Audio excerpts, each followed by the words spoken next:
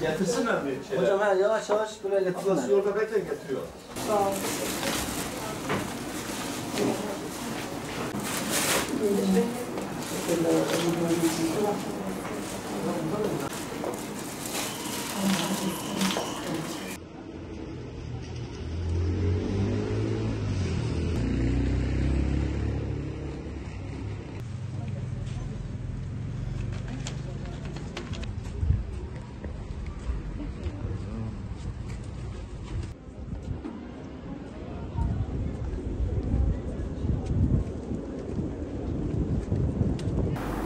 İki ayda bir Umut Kervanı olarak muhtaç ailelere yardımda bulunuyoruz. Bugün de onlardan bir tanesiydi Allah'ın izniyle.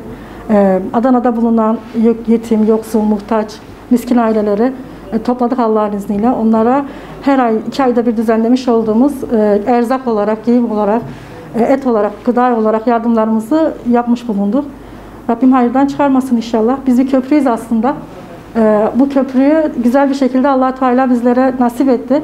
Bu köprüde adımlarımızı güzel atmayı Rabbim bizlere nasip eylesin. Umut Kervanı'dan olarak yetim, yoksul, muhtaç ailelere yardım ediyoruz. Biz onların hem gıda, maddi olarak yardımlarını sağlamaya çalışıyoruz, hem de manevi olarak onlarla bir dostluk, bir köprü kurmak istiyoruz. Bu yüzden 2 ayda bir toplanıyoruz. Onlarla güzel sohbetlerde bulunuyoruz, bilgi alışverişinde bulunuyoruz. Onları tanıma adına, ihtiyaçlarını karşılama adına, onların hem maddi hem de manevi duygularını tanıma adına bir şeyler yapmaya çalışıyoruz. İnşallah bundan sonra böyle devam edeceğiz. Bu yardımlarımız devam edecek.